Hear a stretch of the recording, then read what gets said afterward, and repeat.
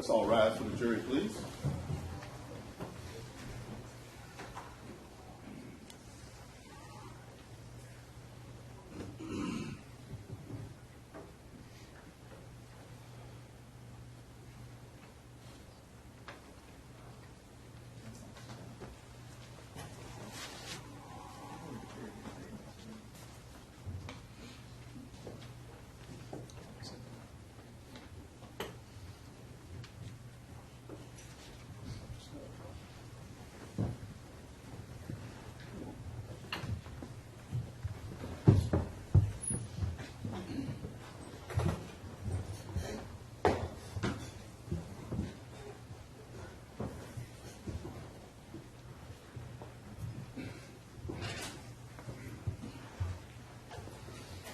Please be seated.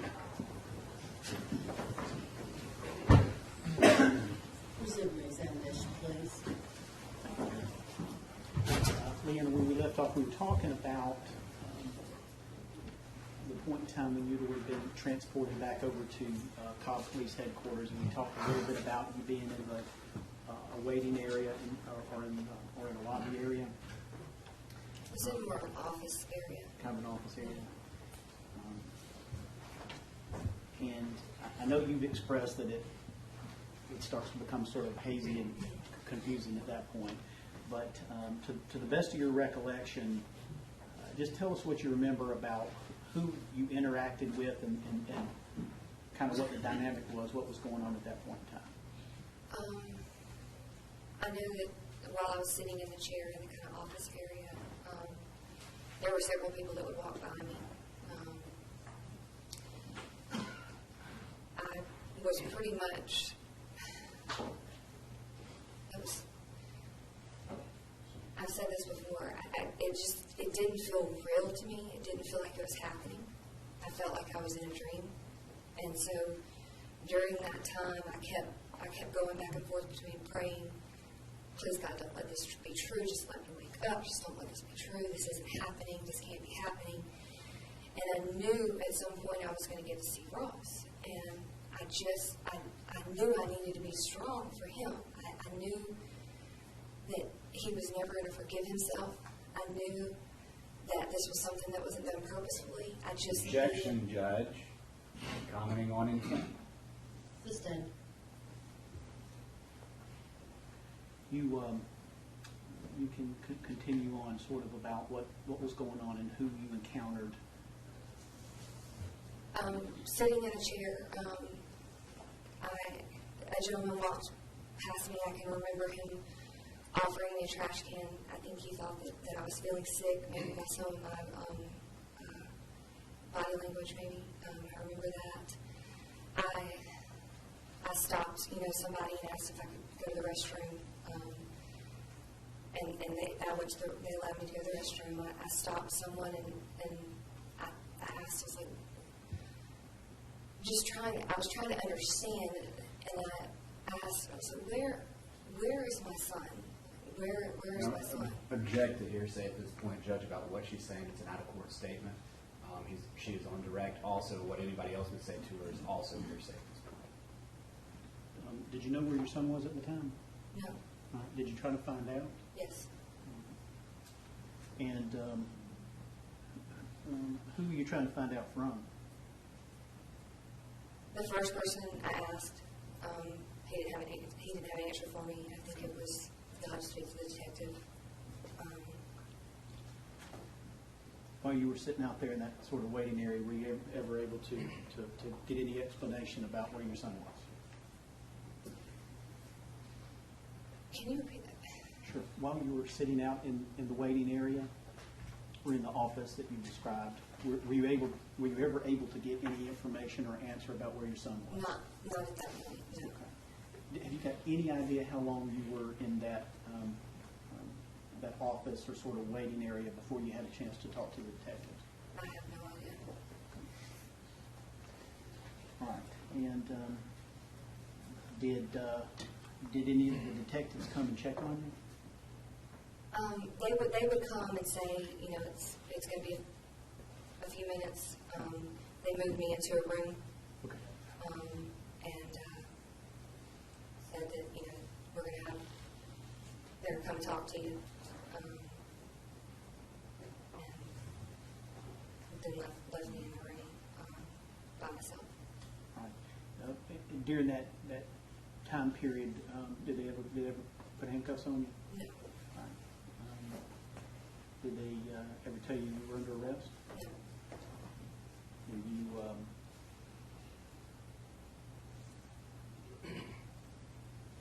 were you in a closed room? Do you know if the door was locked? I never tried to open it. I don't remember trying to open it. Okay. I can't remember. All right. And you're telling us you're really not even sure how long you were in there. I don't know. All right. Okay. At any time while you were in that office area waiting, did Detective Stoddard come in to check on you or talk to you? Yes, he came in. Okay. And do you recall if you made any of those similar inquiries you were telling us about where your son was? Not at that time. Okay. All right. Obviously, you were interviewed. Correct? Yes. And do you have you had a chance to see that interview? I have seen it. Okay. I've reviewed the transcript, but it's parts of it I remember. A lot of it's very hazy. A lot of the interview is hazy. You mean? Yes. Okay. And which detective interviewed you? Detective Stoddard, and there was another gentleman with them. Okay. Was it in the same room that you've been describing? The same sort of office? Well, they moved me from the office space area where I was just sitting in a chair in the middle of a room. Kind of, the way I remember it, it was kind of almost like cubicles. Mm-hmm. They moved me from there into a room alone. Okay. And so it was just a table and me and a couple of chairs. All right. And do you have any recollection of when you got into that room? Do you have any recollection of what happened? Did they do anything with your stuff? They did go through my purse, search my wallet. Okay. Do you even have any recollection whether they asked or not? They asked me if my purse had been looked at, Okay. and I said no. All right. And then they moved through it. Do you have any recollection whether or not they read you Miranda rights? No, they did not. Did not. Okay. All right.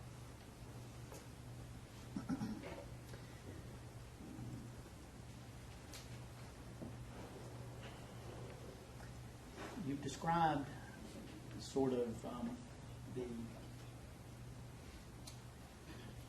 emotional component kind of what you were going through. You've described it as floating,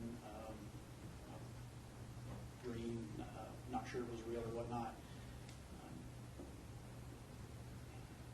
Could you describe sort of that emotional component that was going on in your mind while you were being interviewed by Detective Stoddard? It was the whole night was the same. I mean, in weeks following, it just didn't feel real. It just felt like I was going to wake up. This is a nightmare. I've had very vivid dreams before, where they feel so real, and you wake up and you think, oh, thank God that was a dream. Yeah. And I just kept thinking, this isn't real. I felt the floating aspect. It was almost like it was almost like an out of body experience. I don't know how to explain it, other than it was like I was going out of my mind. Like I was out of my mind. My body was there, but it didn't feel like I was all there. I was still operating on very base type thing. Logic. Answer the questions. I think I thought, just let me answer the questions and I can go home and it'll be okay. This is not happening. Just let me get through this.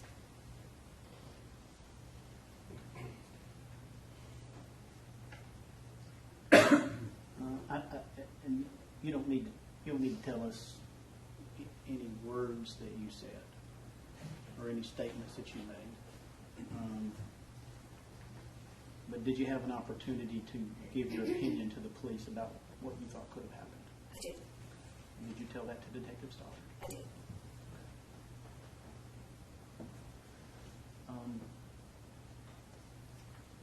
Do you have any sense of time, how long you were in there speaking with those detectives while you were being interviewed?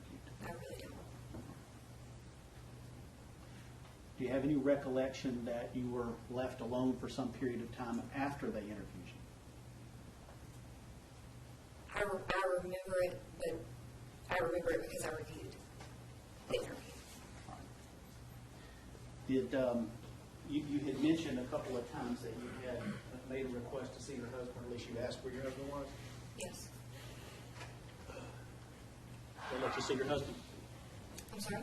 Did they let you see your husband? Yes, they did. All right. I want you to kind of tell us sort of how that happened, and to the best of your recollection, what transpired when you were allowed to see Ross. You want to know how they let me see Ross? Take us from your first memory of how you came to be meeting with him and what happened in that room between the two of you. I knew that I needed to be with him. I felt a very strong sense that I needed to be with my husband. So I did ask to see him. Like I said, I don't know how long it was before they finished my interview, and they said, well, we're gonna see about getting y'all together. So we'll be back. And they left me. And then I think the next time the door opened, it was Ross. Okay. Well, let me stop you there. Do you have any recollection of whether or not you were told that you were going to be recorded while you met with your husband? I was not told. All right. Tell us what happened. This is very similar to the interview situation. There are some things that stick out, some things that I remember. He just walked into the room, and I knew I needed to support him. I knew I needed to be strong for him. That was my primary thoughts going into it the whole time that I'm waiting. You referenced the phone call. That was part of the phone call that I took in the interview room. Ross's parents asking me to be strong for him, and that we need each other to get through this. And so I tried to, the best I could, being in the state of mind that I was in, to be supportive and just kind of be the rock in that room. Leanna, we've seen that recording during this trial. Have you had a chance to see it? I have. Okay. Do you have a recollection that you were not crying during the encounter with your husband? Right. Do you remember that? I don't remember if I cried or not. Okay. I can remember watching it, watching the interaction, and it was the same situation as it did with previously. I did not recognize who that was myself. I did not know that you could react in the way that I reacted. I didn't.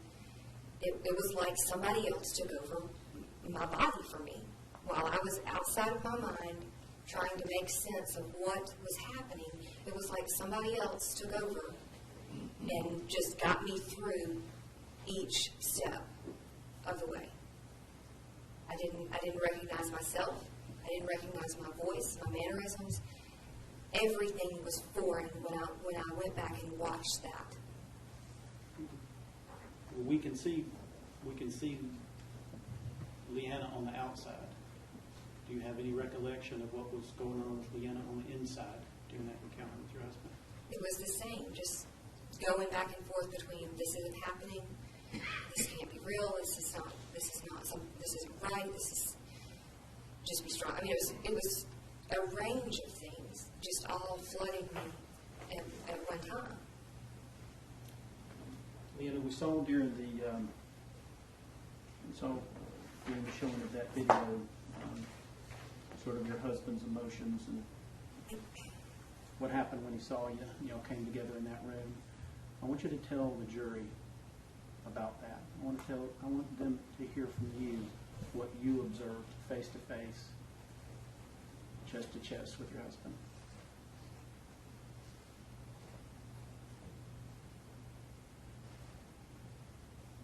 It was very difficult to see him like that. That's not a side of Ross that I've seen very often, to see him that broken and that just beside himself. I can't even, having to watch it on a video, I can't even deal with that, because it's just raw. It was just raw. Had you ever seen your husband cry out like that before? No.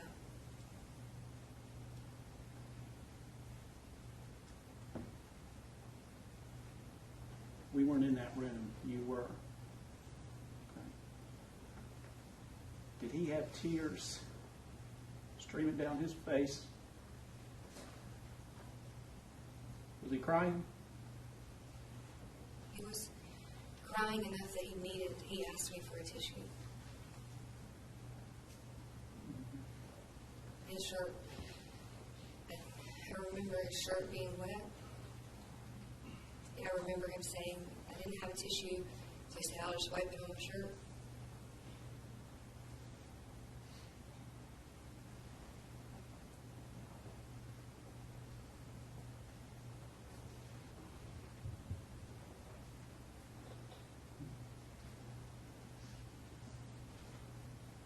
You've been married to him for some time.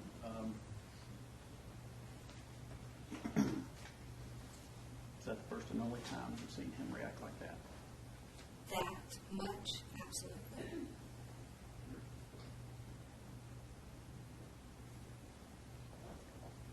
Y'all were talking. Did he tell you that did you learn that he had been charged?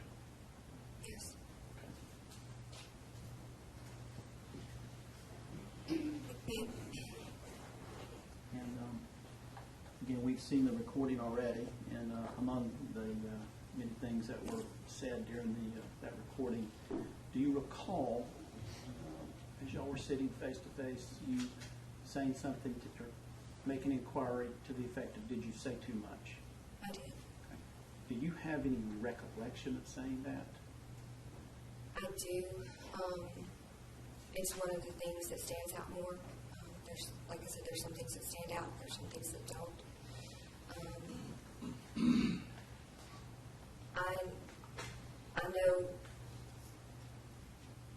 I know how Ross responds to people, especially people that he doesn't know. He talks a lot, even if he doesn't have anything to say.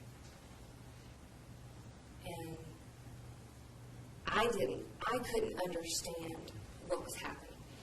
I didn't understand why he was being charged. I didn't understand the actions that were being taken. And the only thing that I could think in my head was, what did you say? And so those words came out.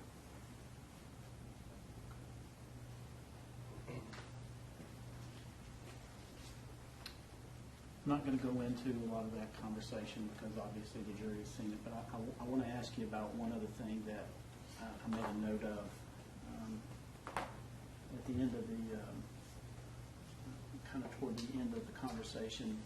Do you remember Ross sort of chatting up Detective Stoddard? Okay. Did that stick out to you? It did. Why? As soon as the words were out of his mouth, I thought, why are you even asking that question? question. That is so inappropriate for this moment. What question? I think he asked him, how long have you been doing this? How long have you been in law enforcement? And as soon as those words fell out of his mouth, I thought, I don't even, why are you saying that? These people are, this is not a chatty situation. It's, we need to do what they tell us to do, and we need to move forward. That was the thought. The thought that crossed my mind was that's typical. That's very typical Ross. Was that or was that not in keeping with the way he ran off at the mouth? Yes, it is.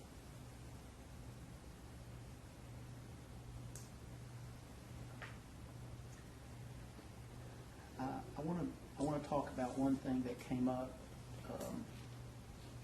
that night with Detective Stoddard. Do you have any recollection at all of conveying to either Detective Stoddard or any of the law enforcement officers that having your child left in his car in a car was a fear of yours? Yes, I do. Okay. Do you recall who you told that to? I think I said it in both of my interviews. The first one with the treehouse, and then the second one. Okay. Well, let me start by asking this: was that a fear of yours? Yes. Next, did you have some basis of knowledge to even know about such a thing happening? It was something that you hear about on the news. A public service announcement may pop up on Facebook talking about the dangers of it. It had been the center of a few television shows. The storyline wrapping around, that happening to somebody on the show.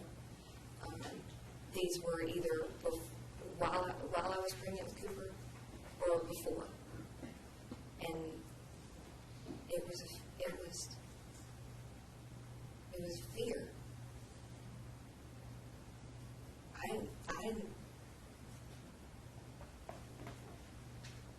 Leanna, did you believe it could really happen to you though?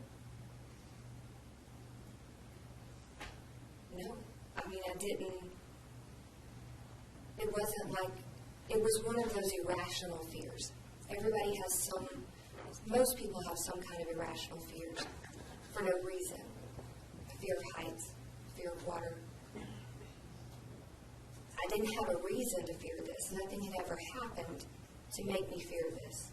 This had never happened to anybody that I knew personally. This had never happened before. But it was just fear. Is it something that you and Ross had actually talked about? Yes. Okay. Do you have any recollection of ever sharing with Ross any news account or public service announcement or anything like that? Do you know if you ever shared anything with him? The only thing that I can remember, my own memory, is seeing it was morning news. Okay. And it was basically a public service announcement. And it was just recounting some things that had happened in previous years and the dangers associated with them.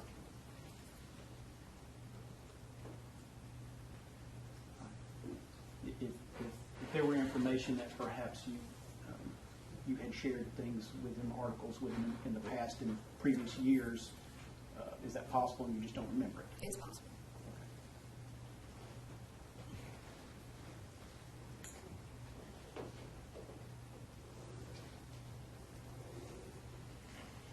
And do you have any basis of knowledge to know whether or not Ross thought it could ever happen to him? Objection, speculation, and hearsay. System.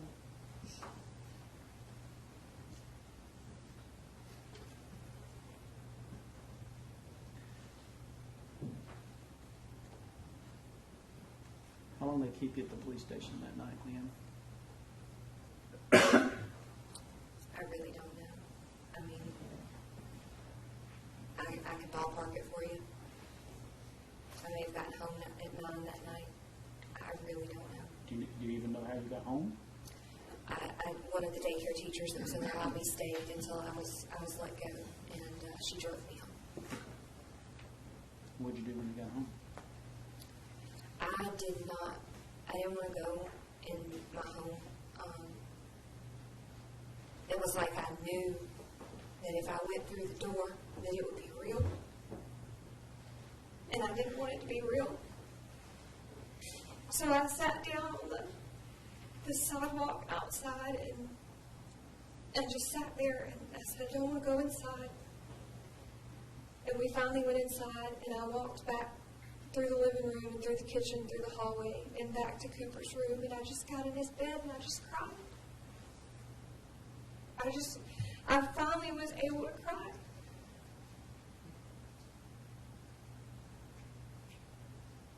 And were any of your friends there with you? Were you able to call anybody to come be with you that night? Azure from the daycare was with me. I was able to call a couple of friends over from town. They came over. I think I had 2 friends over from the Marietta area, and then my family was on the way, and they didn't get there until midnight or later.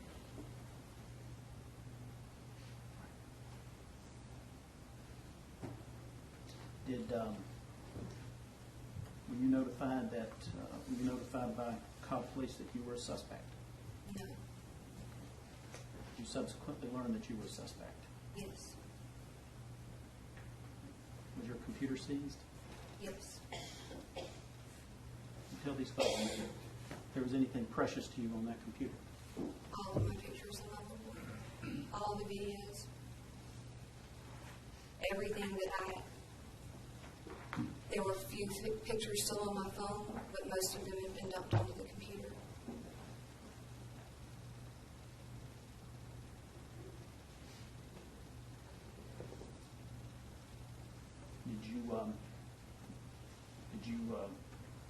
Did you ask anybody to try to get those pictures back for you?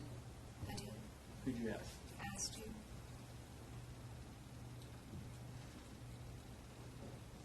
Did you end up having to have an attorney yourself in this matter? I did. Okay. Are you aware if the images on your computer, if they were ever produced to your attorney? They were given him on a disc. I was never able to get the pictures myself. I didn't have anything to dump them onto. I didn't have a computer to put them on. Who had your computer? Cobb County Police Department.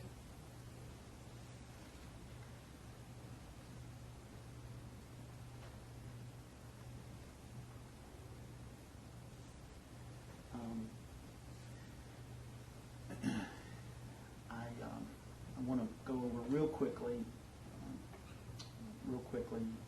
just a couple of things about Cooper's funeral. Can you tell us when his funeral was? It was on a Saturday, not the immediate Saturday following, but the Saturday after that. I want to say it was June 28th.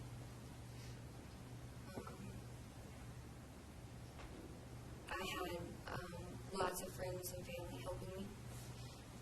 One of the things that they requested was pictures. They wanted to have pictures of Cooper out in the lobby area, and of course they needed something for the piece of paper that they made for it, the program. And that was when I realized I didn't have access to my pictures, and requested my pictures. Did not get my pictures at that time. What we ended up doing was basically texting family and friends if anybody had any pictures of Cooper, if they had it posted to me on Facebook or anything like that, that they would please send them to me so I could get them to the right person.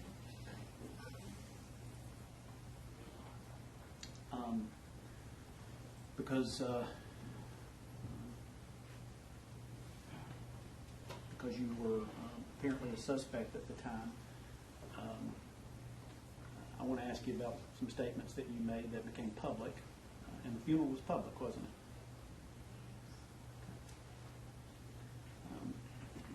have any recollection of yourself speaking at the funeral? Somewhat. Okay. Judge, I'm going to object at this point. I believe anything that she says in out-of-court statement, that would be hearsay at this point on direct. Anything she said is going to be hearsay completely.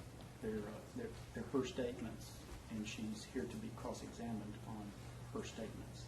And Judge, that may be admissible on cross-examination, but it's an out-of-court statement she made separately. It's not admissible on direct. It would go to show her state of mind and intent at the time. And that's weeks after the incident, Judge. I sustain the objection.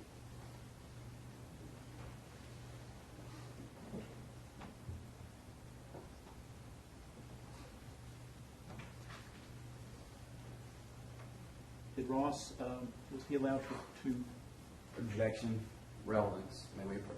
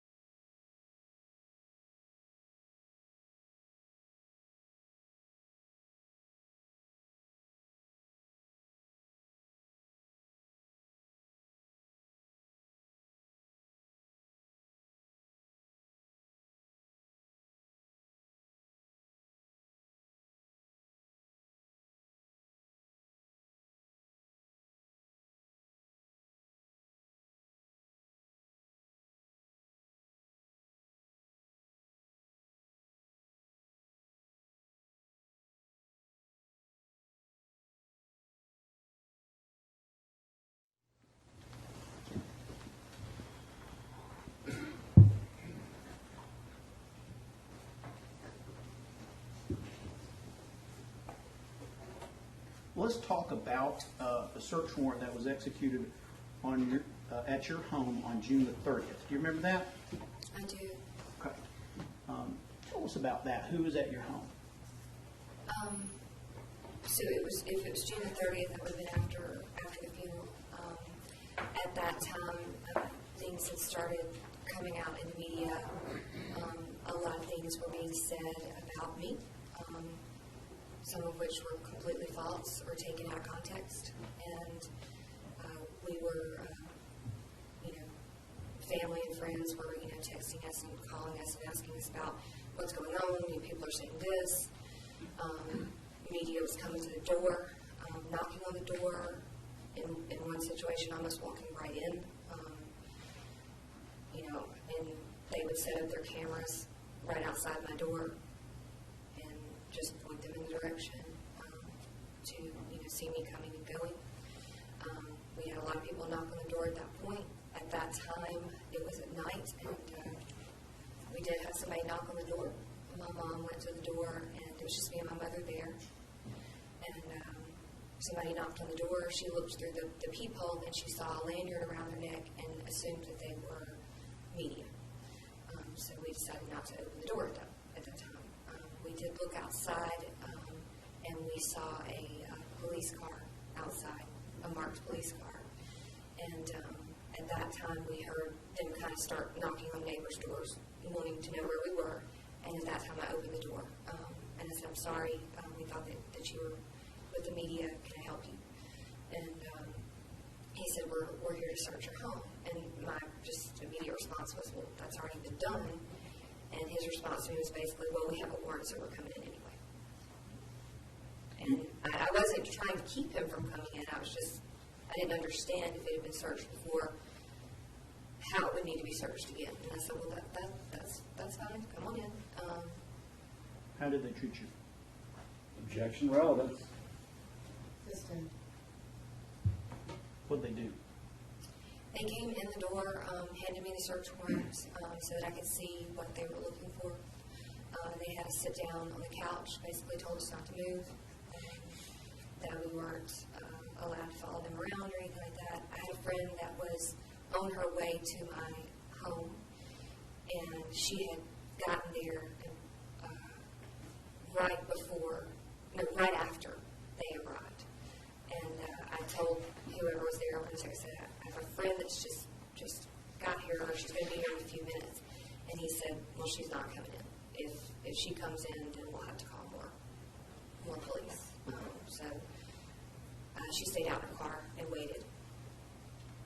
What was the encounter like? What did they have you do? Did they explain to you what was going on? It was, at that point, I had already been through so much. I lost my son. I lost my husband. I buried my son. I came back. I mean, and then they're coming into my home to search my home again, and they're not being very nice. They're not being, they weren't absolutely right out ugly, but it was very stern interaction. Just basically, we're here, we're going to do this, whether you like it or not.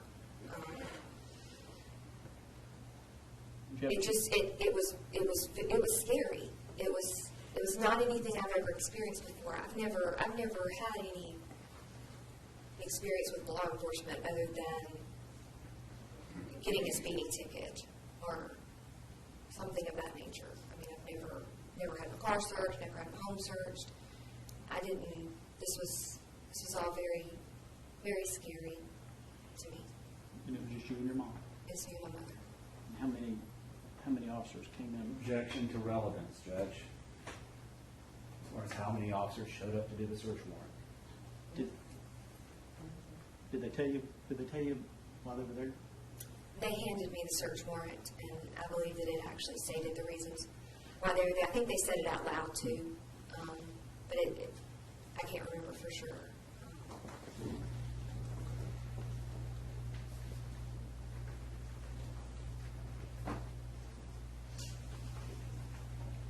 Do you recall if they took any photographs? They did. Where did they take photographs? In various locations. I know that they took photographs of the master bathroom. That was stated on the warrant that they were looking for light bulbs blown. They also stated in the warrant was financial documentation, stuff like that. I had a bag of things that we were preparing to shred, and I handed him the bag and any other mail or anything that we had around. We had a safe box, a fire safe box that we kept birth certificate, wedding license, passport, social security card, stuff like that in. They asked me for the key to that. I gave them the key, and they went inside that. I'm assuming taking pictures the whole time of different documents. But I was sitting on the couch after I went, because they did allow me to come get the key for them for the safe box. And so I went and got the key, gave it to them, and went and sat back down. There was a gentleman going through the bag of stuff that we prepared to shred, and he was calling another guy back in to take pictures here and there. And do you have any recollection of whether or not they were asking you any questions during this process? They would ask me where things were, Okay. like if they were looking for something specific. Okay. We didn't keep a lot of financial documents when a lot of our stuff was done digitally. Okay. So whatever we had, I said, this is some mail that we've received. I don't have anything anywhere else that I'm aware of. This is the only thing that I've got in paper document form. All right, so I want to ask you specifically, you did say something about the bathroom. It's 236. For the record, I'm going to show you State's Exhibit 235 and 236. You know what that is, don't you? That's our master bathroom. Okay. Do you have a recollection of whether or not they went in there to take those pictures? In the bathroom? Yes. Okay. And did you actually see something on the warrant about that? Yes. To the best of my knowledge. That's my recollection. And we see pretty clearly in 236, this is a bathroom type vanity. Mm-hmm. And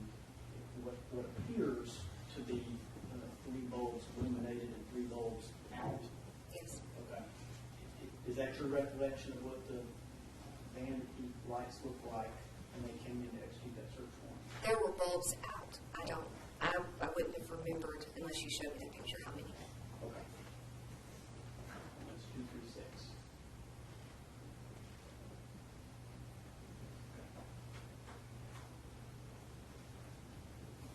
In fact, y'all needed some bulbs.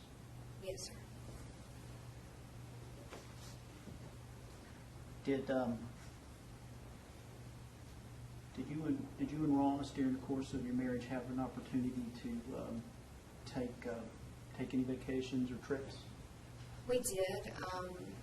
We had just kind of gotten to the point in our marriage financially where taking some trips were an option. It was something that we wanted to do, and we wanted to set aside money to do those things. So we took a trip in October of 2013 to the Dominican Republic, and we had gone to Fort Walton Beach Memorial Day weekend of 2014.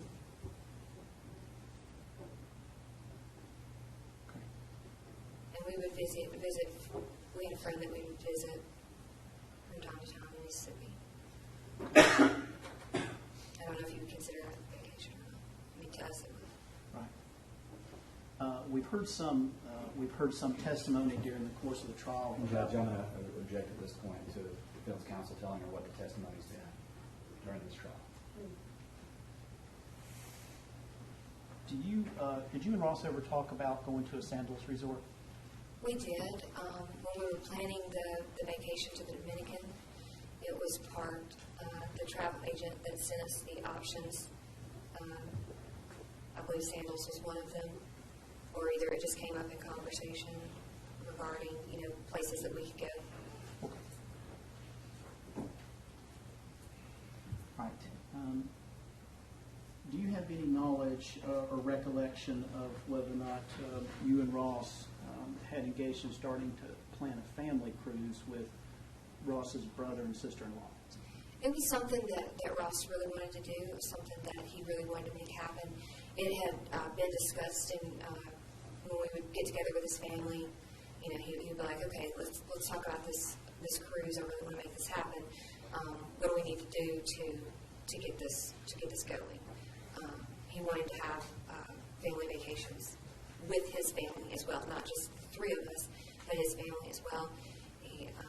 I think his recollection of family vacations as a child, he doesn't have very many, and he wanted that to be different for Cooper. He wanted him to, remember, us going places together as a family. Okay. Such as Fort Walton Beach? Right. All right.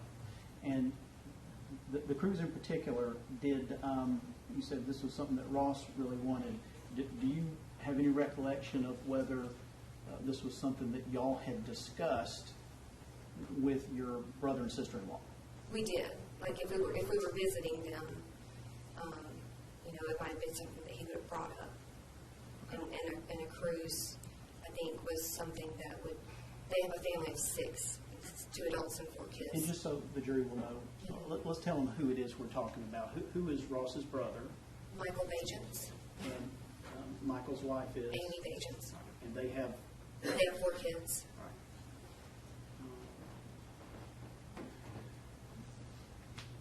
right. And y'all ended up being with him at Fort Walton Beach a couple of weeks before Cooper's death. Yes. Okay. Do you remember if y'all discussed during that trip, discussed planning a cruise? I don't remember when it was discussed. All right. Do you know or have any knowledge whether or not Ross talked to a travel agent about starting to look into whether or not a cruise was something y'all could do? I don't remember if we talked about that. Okay. There's just so much some details that I've just lost. Okay. All right. Do you know who Heather Coyle is? Yes. All right. Who is she? She's a friend of ours first. She was in a small group that we were in, and she's also a travel agent. And again, small group, she was, that's kind of like a Sunday school class, Yes. except maybe you meet, not necessarily Sunday mornings. Yeah, we would meet one weeknight. Do you have any, recollection if Ross had talked to Miss Coyle about trying to start planning a cruise? I don't.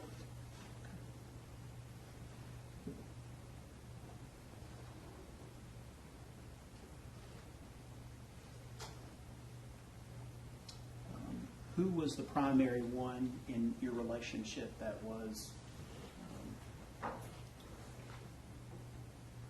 sort of in the lead of getting this together and planning a cruise? For that specific thing, it was Ross. It was something that he wanted to do. It was something that he wanted to make happen. So he was trying to coordinate, how it could be possible for all of us to do that. Trying to think of the most cost-effective ways to do it, because knowing that his brother had a family of 6, we were trying to make sure that it was something that was affordable for everybody. And I think that's why we landed on a cruise. Cruises tend to be not as expensive as flying somewhere and staying on a resort. Get more bang for your buck. Right. I want to talk to you about some things involving little aprons. Do you recall that there was a time when you and Ross would take pictures of Cooper when y'all dropped him off at Little Aprons? Yes. All right, tell us about that. As a new mom, I was having him taken somewhere for the day was hard for me. I wanted to be involved, and I wanted to know that he was happy when he got there. First and foremost, I wanted to know that he got there safely. And so it was just kind of something that we settled on in the beginning, because Ross knew I was so nervous about it in the beginning, to take pictures and send them to me. And then I would know, okay, if he's smiling, he's happy. If he's eating, he's happy. If he's playing, he's happy. He's okay. And was that a regular thing? It was, but it once he went into the toddler room, I think that I had dropped him off one morning, and I realized just how he was doing in the mornings. It wasn't at breakfast time, so we weren't sitting down to eat. It was before breakfast. It was probably around 7:30 or so, and he just went in the room and just went, straight to something and playing, moving around, and I couldn't get a clear shot of him. And I think that I had a conversation with Ross at that point, saying, I understand, he's moving around more. If you're not able to get a clear shot, it's okay. You don't have to send them to me every day. Okay. And did I ask you to look back at your messaging, look back at your phone, and try to recall sort of time frame when this might have occurred? Yes. I think when looking back at my text, the last morning daycare picture that I got was in March of 2014. Okay. And would that coincide roughly, to the best of your knowledge, with kind of when y'all may have had this conversation? Possibly. I don't remember when we had the conversation. Okay.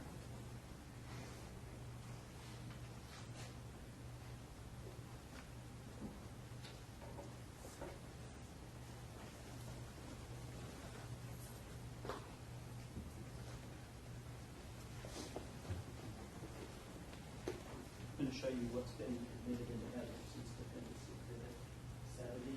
It's a two-page document. The first one is a photograph. See if you can remember that. I did.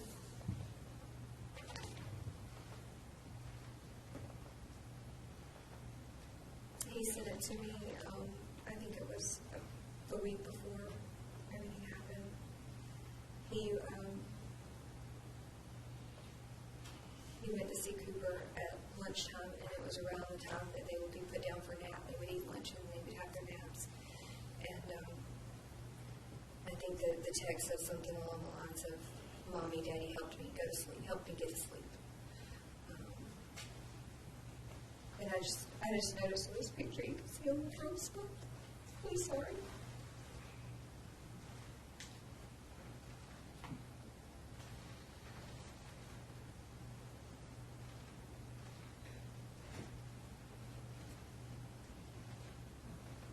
To the best of your knowledge, is this the last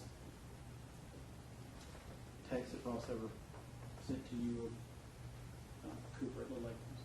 I think so.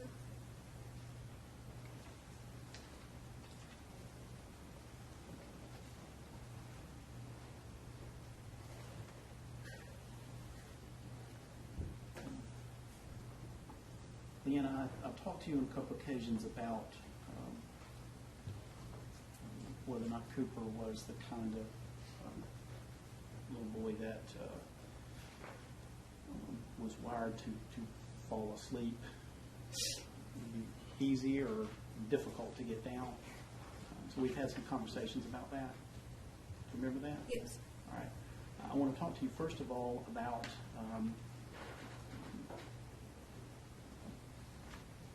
when Cooper would be put in a car seat. Do you remember us having some conversations about that? Yes. Okay. And He was very used to traveling. We would go back to Alabama at least once a month. He would go with me on most occasions. He was very used to being in the car, very used to traveling, very used to being in his car seat. It was comfortable for him. As far as him going to sleep, if Cooper was ready to go to sleep, he was going to go to sleep. It wasn't difficult to put him down at night.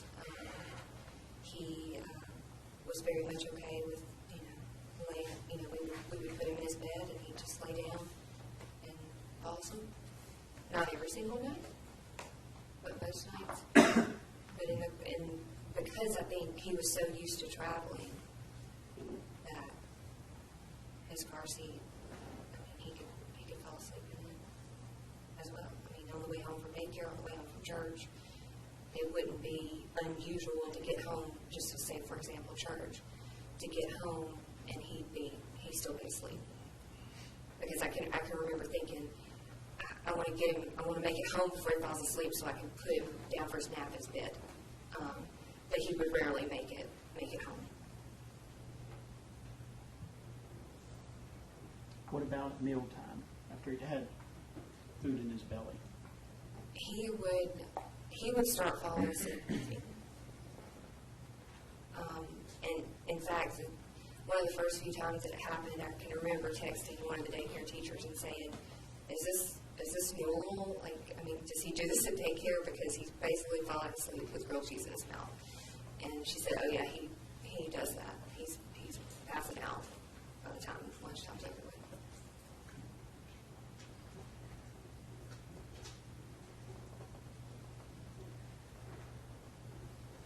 I want to talk to you about whether or not you have any recollection of you and Ross discussing the purchase of a home, purchase of a house. Yes. All right. Well, first of all, did you have a real estate agent? Did what? Did you have a real estate agent? Yes, we did. And who was that? Roger Webb. All right. So do you have any? I was just going to say, when we moved over to Marietta, we were renting a condo, and he was who we rented it from. He had it listed as the real estate agent. It wasn't his property, but he had it listed. And so when we were starting to talk about the home buying process, we wanted it to be with somebody that we had already made a connection with, and so we wanted to go back to him. Okay. You were living in a condo, Yes. and Mr. Webb had helped y'all get into that lease. Right. So when it came time to start looking for a house, he was the guy. Right. Is that fair to say? It is. All right. All right. Tell us a little bit about that that whole paradigm of how y'all came to decide it was time to start looking for a house, and sort of what your criteria were. We knew that we wanted to move before Cooper started school. We wanted to get into the right school district for him. That was important to Ross. He officiated football, so he saw a lot of different schools doing that in the area, and he had an idea in his head of which ones were best. That was kind of his deal, and I was letting him handle that because he knew better than I did because of what he had done with the officiating. And we wanted to be in the home long enough to be settled before Cooper were to start kindergarten. So that was a goal of ours to find something and move in and be there for a little while before Cooper actually wanted to start kindergarten in whatever school district we moved into. But I didn't really think that we were ready to buy a house. We didn't have the down payment. We had purchased a home in the past and had to move within 5 years, and it was kind of a dicey situation at the time. We were able to move out of the home, but it was kind of scary, to sell a home with the market the way it was. And so I wasn't quite ready to put my foot down and decide on a house at that moment. I felt like we needed some things to kind of line up. I felt like we needed to have a little more income, felt like we needed to make a little bit more, have a little bit more in savings to be prepared for that. And that was kind of the way that me and Ross complemented each other. There would be, things that he would be ready to do, and I may not be quite ready. And so I, pulled him back a little bit. Let's wait a little bit. Let's think about this. Let's take our time. Let's not jump and buy a house before we're ready. Okay. So you're telling us you weren't ready. You didn't think it was time to buy a house. That's right. Do you know what Ross's position on that issue was? He wanted to buy a house. I mean, we both wanted to buy a house, but he was in charge of that. I mean, he was the one contacting the real estate agent, setting up the meetings. I think we had one meeting with him. He was doing that. All right. And you said that Ross had been a football referee? Right. All right. And so your understanding or your belief was he had a better knowledge of which school districts might be good school districts because he had been reffing football games in the area. Right. All right. Were there any other criteria that y'all talked about other than being in a good school district? We wanted to make sure that it was a home that we could, because we'd had that experience of purchasing and selling a home before, we wanted to make sure that we bought a house that was something that would be big enough for us in the future. Cooper wasn't going to be our only child. We were planning on having more children, and so we wanted to have space to, have we lived out of town. Our families lived in Alabama. We wanted to have space for them to come and stay comfortably and also raise our family. And these are things that y'all discussed? Yes.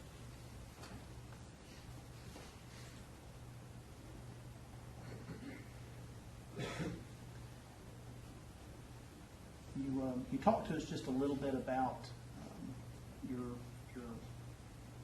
knowledge of child deaths in cars.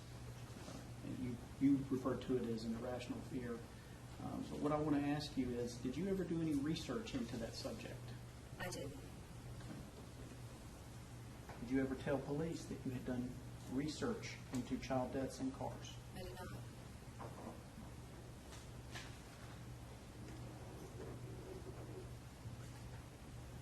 But did you have or do research into car seats? I did. A lot. I want you to tell the jury about the kind of research you did into car seats and what you discovered. We were getting ready to move Cooper to a forward-facing car seat. We had already purchased it and had been using it some. But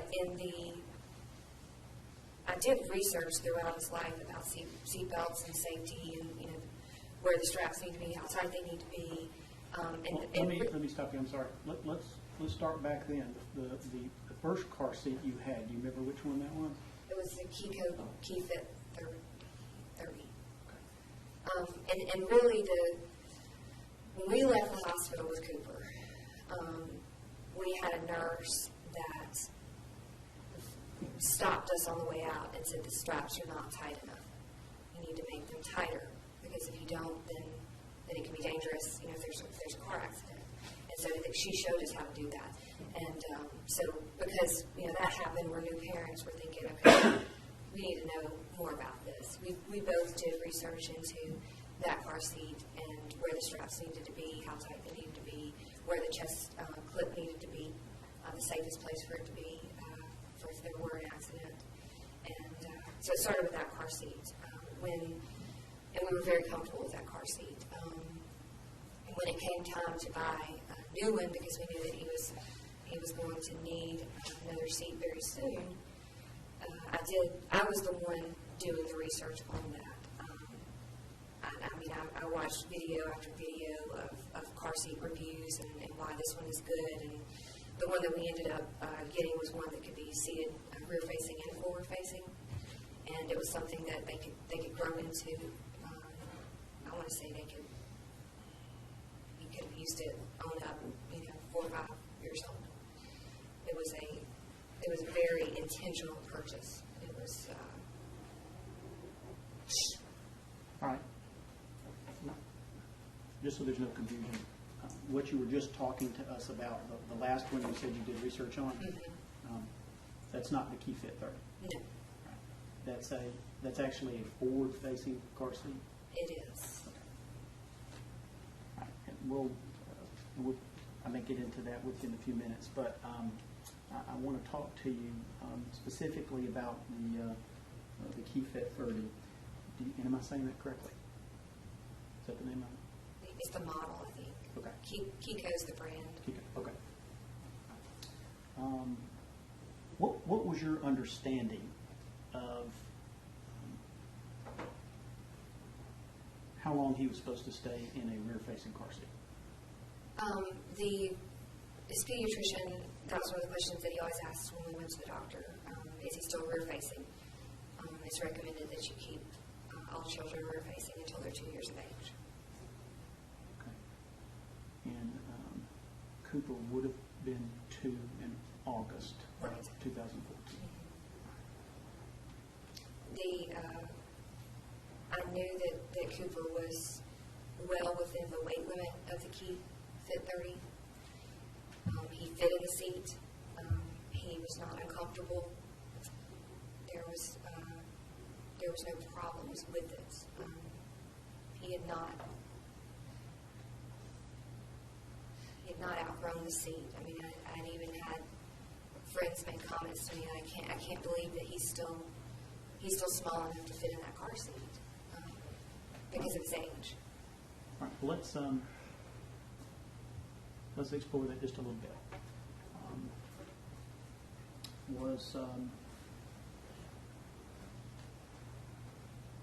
For 22 months, do you know if Cooper was big for his age, small for his age, or where he fit on the spectrum?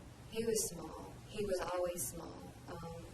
From the moment he was born, he kept a very steady pace of growth on somewhere between 5. It was always under 10%. Height, weight, everything was on the bottom of the scale. And of course, it was something that we talked to his pediatrician about. He said, listen, as long as he stayed on his growth pattern, that's normal for him. The fact that he's 10% and maybe the next class he's going to be 90%, that doesn't matter.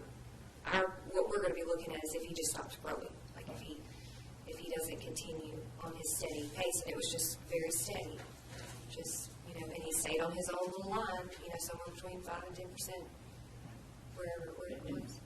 And when you and I talked about this before, to try to explain to me how petite he was for his age, do you remember discussing what pant size he was wearing? A lot of the clothes that he was wearing it was summer, so shorts, 6 to 12 month pants. He could possibly be wearing, all sizes, brands of clothes, they range in sizes, we know that. He might be wearing a 6-month pair of shorts and an 18-month t-shirt. But it very rarely could he fit in any 18-month pants. The 18-month pants that I did have him in, I had to actually take up the waist and sew them in so that he could wear them. Do you know what the weight limit was for that Key Fit 30 car seat? It was 30 pounds. It's the 30. Right. you know Cooper weighed? I think he was around 22 pounds, 23. Maybe the last doctor's visit, maybe that's why I remember that. I really.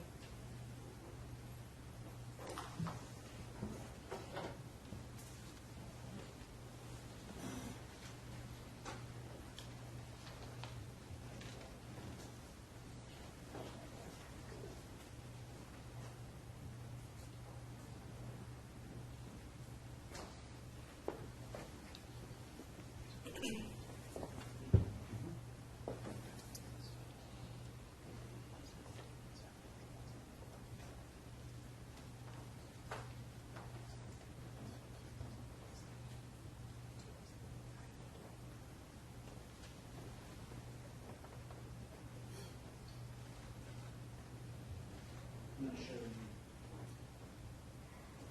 what's been marked as Vinings exhibits 172, 173, 174. Take a look at those, please.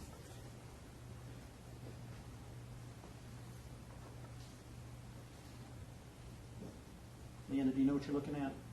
Yes, they're pictures of Cooper and the Q-Fit 30. Okay. And you know when those were taken? These were taken by my mom during a visit to Marietta. She came to us, and I want to say it was around, I think the timestamp was around April April 20th of what year? 2014. Okay. And do those truly and accurately reflect or represent how Cooper looked in that car seat on April the 20th of 2014? I mean, it's him in the car seat, so yes. Very accurate. All right. I'm going to move 172, 173, 174. Just have a few questions while you're on that, Judge. Ma'am, do you know what car that car seat was in? Those pictures were taken? It's, you can see some of the car in the picture. Based on the steering wheel, I would think that it was 92 car. You can't say, looking at those photographs, which car it was, correct, for sure? No, Okay. And those were taken by your mom, correct? they weren't. Okay. And as far as you think it was April 20th, is that, you looked at those recently, so that's how you know that, or for some other reason? No, that's because I've looked at them recently and seen the timestamp on them. And did you provide those from a camera or something like that, or where did those pictures come from? They came from my mother. Okay, so basically your mother, we don't know exactly how her, I guess, you can't testify as to when or how those photographs were actually taken. It's going to depend on her, I guess, camera or computer or wherever those came from. I know that I was with her when the pictures were taken. Okay. Because I was with her that weekend. Okay, so it was that same weekend, and you think these were that same weekend? Yes, I do. Okay. And was this just one of the trips that you took with Cooper? This was a visit that my mom came to us. She Okay, came to you're Marietta. right. So it was in Marietta. Yes. Okay. And did your mom also have a car seat base as well? She did not. Okay, so she didn't. How would Cooper travel when he was over there with her, or when he would travel with her? It only happened on one occasion, maybe one or two occasions, and I took a base with me. I took the second base with me, installed it in her car, and she was able to use the car seat. Okay, thank you. No objection, Judge. Admitted. Okay. And what we're looking at here, we're testifying that your mom took these along with her, and that this is how Cooper looked on that day. Yes. Okay. I'm just going to show, could Judge focus these two here, and I'm going to show them 173 and 174. You can.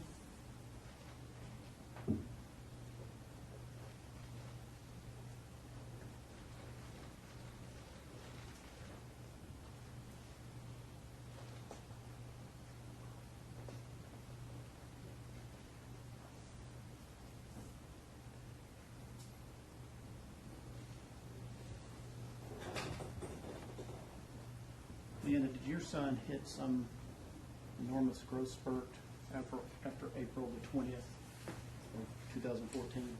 No, he was very steady, like I mentioned before. He just, I never noticed a time where he shot up or out in any way. It was just very gradual, and like I said, on his own percentile of his own little personal growth chart. And there was never nothing that sticks out significantly. That's a good point, right? It's fine. Yes, ma'am. You want to wrap something up? No, it's fine. We can break. You sure? Yes, ma'am. Let's recess for lunch. Ladies and gentlemen, close your notepads, take them with you, look at time, no conversation about this, enjoy your lunch. So rise for the jury.